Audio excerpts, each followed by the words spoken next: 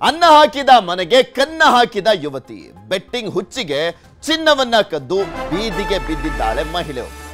ಅನ್ನ ಹಾಕಿದ ಮನೆಗೆನೆ ಕನ್ನ ಹಾಕಿರುವಂತ ಯುವತಿ. ಬರೀ ಇಷ್ಟೇ ಅಲ್ಲ, ಸಾಕಷ್ಟು ಇಂಟ್ರೆಸ್ಟಿಂಗ್ ಆಗಿದೆ ಈ ಒಂದು ಸ್ಟೋರಿ. ತೋರಿಸ್ತಾ ಹೋಗ್ತೀವಿ, ಒಂಥರ ಮೂವಿ ಸ್ಟೋರಿ ಇದ್ದಂಗಿದೆ.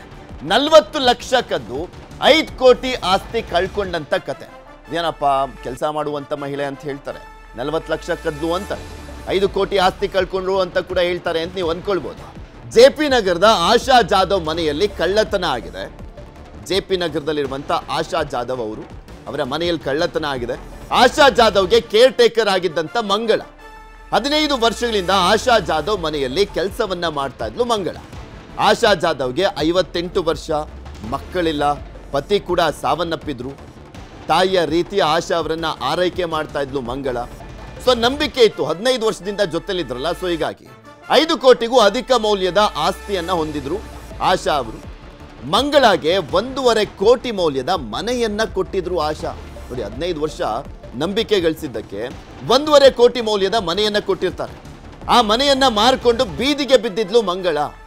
ಕೊಟ್ಟಿದ್ದಂತ 1.5 ಕೋಟಿ ಮನೆಯನ್ನ ಮಾರ್ಕೊಂಡು ಬೀದಿ ಬಿದ್ದಿದ್ಲು. ಬೆಟ್ಟಿಂಗ್ ಚಟಕ್ಕೆ ಒಳಗಾಗಿದ್ಲು ಇವಳು. ಬೆಟ್ಟಿಂಗ್ ದಂಧೆಗೆ ಬಿದ್ದು 40 ಲಕ್ಷ ಸಾಲವನ್ನ ಕೂಡ ಮಾಡ್ಕೊಂಡಿದ್ಲು ಮಂಗಳ ಮಾಡಿದ್ದಂತ 40 ಲಕ್ಷ ಸಾಲವನ್ನ ಕೂಡ ತೀರಿಸಿದ್ರು ಆಶಾ ಅವರು. 5 ಕೋಟಿ ಮೌಲ್ಯದ ಮನೆಯನ್ನ ಮಂಗಳ ಹೆಸರಿಗೂ ಕೂಡ ವಿಲ್ ಮಾಡಿದ್ರು. ವಿಲ್ ಮಾಡಿದ್ದಂತ ವಿಷಯ ಮಂಗಳಗೆ ತಿಳಿಸಿರ್ಲಿಲ್ಲ ಆಶಾ. ತೋರಿಸ್ತಾ ಇದ್ವಿ ನೋಡಿ, ಈಕೆನೆ ಮಂಗಳ ಅಂತ. ಆಶಾ ಜಾಧವ್ ಅವ್ರನ್ನ ನೋಡ್ಕೊಳ್ತಾ ಇದ್ಲು, 15 ವರ್ಷದಿಂದ ನೋಡ್ಕೊಳ್ತಾ ಇದ್ಲು. ಆ ನಂಬಿಕೆ ಬಂದಂತ ಹಿನ್ನೆಲೆಯಲ್ಲಿ ಆಶಾ ಜಾಧವ್ ಅವರಿಗೆ ಮಕ್ಕಳಿರಲಿಲ್ಲ, ಪತಿನೂ ಕೂಡ ಸಾವನ್ನಪ್ಪಿದ್ರು. ಸೊ ಹೀಗಾಗಿ 1.5 ಕೋಟಿಯ ಒಂದು ಮನೆಯನ್ನ ಕೂಡ ಕೊಟ್ಟಿದ್ರು. ಈಕೆ ಅದನ್ನು ಕೂಡ ಮಾರ್ಕೊಂಡ್ಲು. 40 ಲಕ್ಷ ಬೆಟ್ಟಿಂಗ್ ದಂಧೆಗೆ ಬಿದ್ದು ಅದನ್ನು ಕೂಡ ಸಾಲ ಮಾಡ್ಕೊಂಡಿದ್ಲು. ಅದನ್ನೂ ಕೂಡ ಆಶಾ ಜಾಧವ್ ಅವರೇ ತೀರಿಸಿದ್ರು. ಅದರ ಜೊತೆಗೆ ಆಶಾ ಜಾಧವ್ ಅವರಿಗೆ ಸೇರಿದಂತ 5 ಕೋಟಿ ಮೌಲ್ಯದ ಆಸ್ತಿ ಕೂಡ ಇತ್ತು. ಇವರ ಹೆಸರಿಗೆ ವಿಲ್ ಅನ್ನ ಮಾಡಿದ್ರು, ಮಂಗಳ ಹೆಸರಿಗೆ ವಿಲ್ ಮಾಡಿದ್ರು ಆಶಾ ಜಾಧವ್ ಅವರು.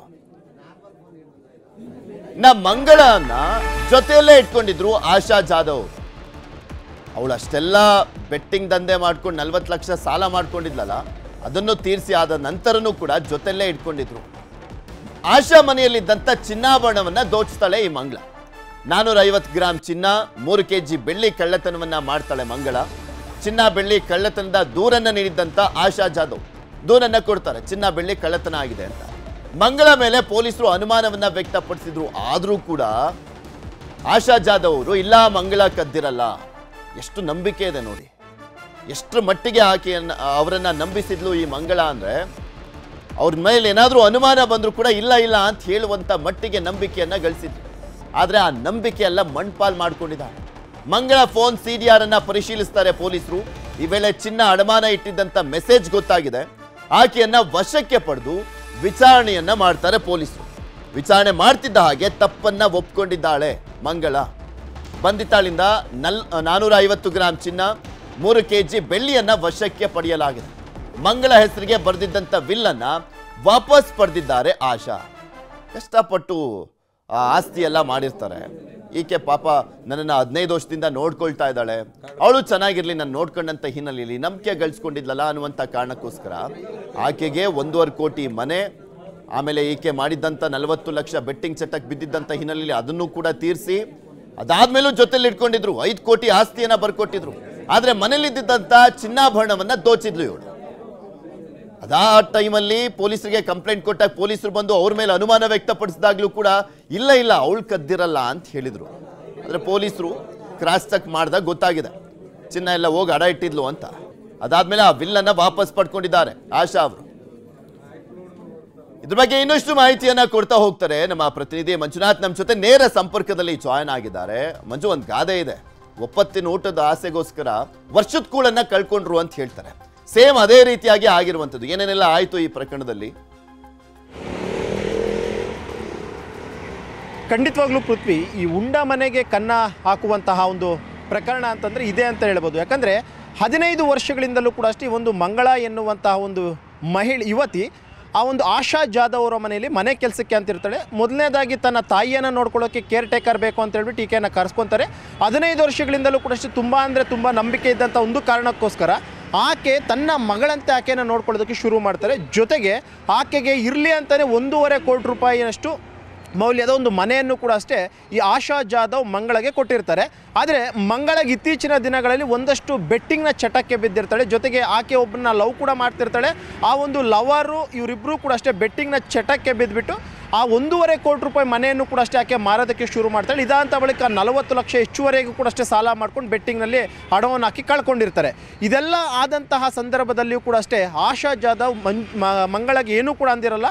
1.5 ಕೋಟಿ ರೂಪಾಯಿ ಮನೆ ಹೋದರೂ ಪರವಾಗಿಲ್ಲ, ನೀನು ಆ ಎಲ್ಲ ಚಟಗಳನ್ನು ಕೂಡ ಬಿಟ್ಟು ಇನ್ಮೇಲೆ ನಾರ್ಮಲ್ ಆಗಿರು ನೀನು ಅಂತಲೂ ಕೂಡ ಹೇಳಿರ್ತಾರೆ. ಅವ್ರಿಗೆ ಏನೆಲ್ಲ ಸಹಾಯ ಬೇಕು ಎಲ್ಲವನ್ನೂ ಕೂಡ ಅಷ್ಟೇ ಮಾಡೋಕ್ಕೆ ಮುಂದಾಗಿರ್ತಾಳೆ.